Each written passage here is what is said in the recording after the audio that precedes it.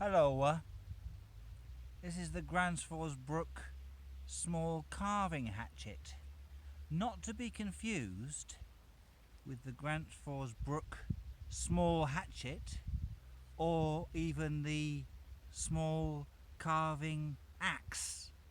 This is the small carving hatchet. If you look on my YouTube channel, you'll see that I reviewed the large carving hatchet, which I liked so much I sold to get the little one. And this is a keeper for me. This is absolutely fantastic. I'm going to show you it now in what is an unusual format, me in front of the camera. I don't usually go in front of the camera, do I? For regular viewers, it's usually just my hands and the thing, the watch, the knife, the gadget. But an axe deserves a little more. So I'm going to tell you about it, show you it in action, and hopefully you get a feel for what a wonderful little tool this is. So I'll come in close, tell you about it.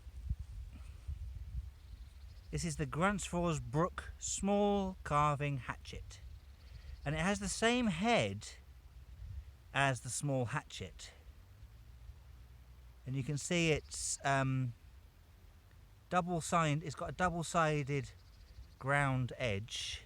Can you make that out?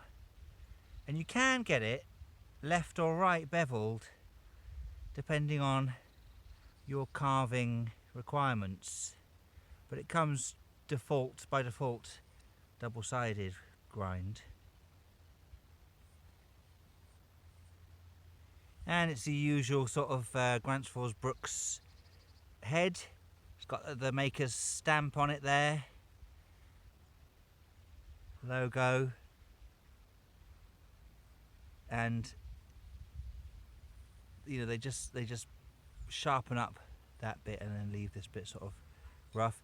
Now the more modern Gränsfors Bruks don't have the little metal disc or thing in there to keep the wedge in place. They decided that they didn't need that, didn't actually serve any purpose, and that it's perfectly strong just with the wooden wedge in there. Now this is a hickory wood handle, and it's a specially carved shape.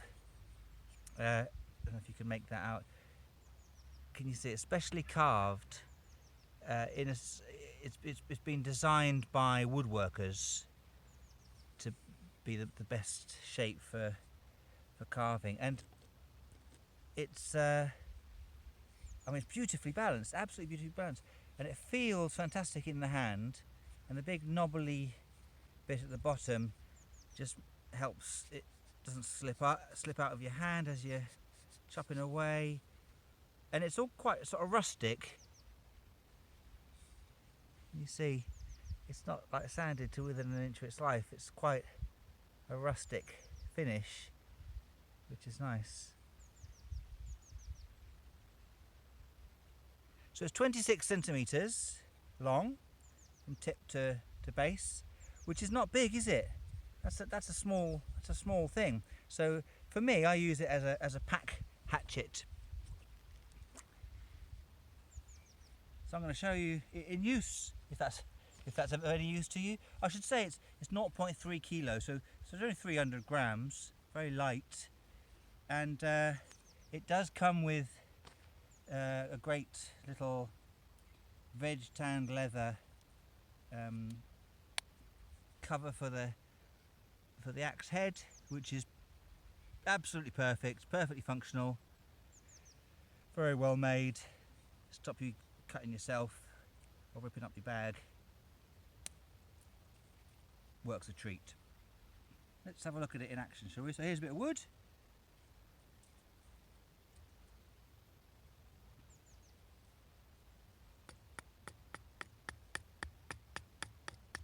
Now I'm not an expert, but just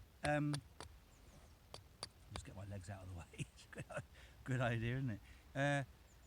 Obviously you can use it as an axe, but I tend to use it as a sort of a large knife, really, just to shape stuff up. So, you know, something like that, just to get the edge off, and then you know, you can, depending on how sharp you've got it, you can really use it just as a big blade. Works a treat. And then, so you saw I was holding it quite close to the head there, just to get some precise work done, like that. And if you wanted to hold it down at the bottom and just give it a good old wallop, then you've got lots of leverage to cut stuff up. I mean, I could chop that probably quite quickly. Let's have a go, shall we? The trouble is you can't see.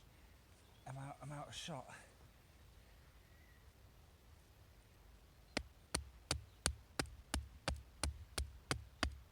Anyway, there you go. As you can tell, I'm not used to being in front of the camera. The setup isn't very good, is it? But at least you get to see the little hatchet in action, and you get to see it in all its glory, in all its tiny little glory.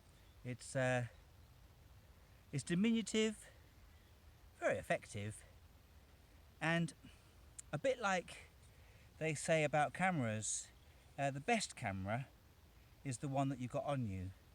Well, I kind of think the same about my EDC. The best axe, the best hatchet, the best knife is the one that you've got on you.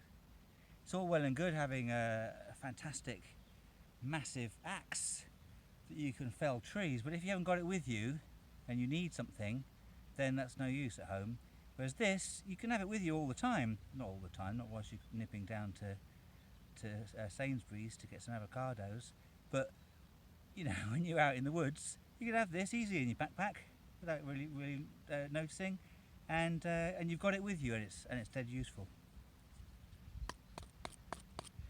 It's lovely. It's a lovely thing to use. I put my thumb on the back just to give it a bit of control.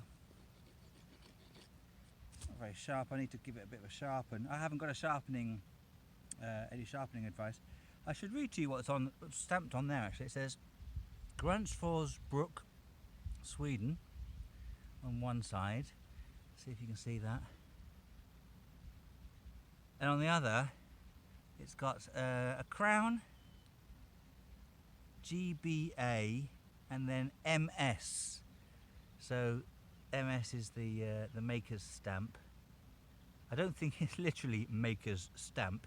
I think the maker's name is probably MS. I'm gonna say Mikkelsen Svartsen. There you go, folks. Have a look around my channel. There may be other hatchets that you might like the look of. Actually, there's only one. The large version of this. I'm going to do another pack hatchet later, but for now I think it's this and the large. But I also do knives, watches, EDC. Really appreciate a subscription if you wouldn't mind. Click subscribe and you get all the latest of my videos. Click like, don't click dislike. I think there's something wrong with the button. It infects your PC if you press dislike. So just click like, stick with that, you're best off. And leave a comment below if you have anything to say about the Gränsfors Bruk small carving hatchet. Thanks very much for watching. I'll see you soon.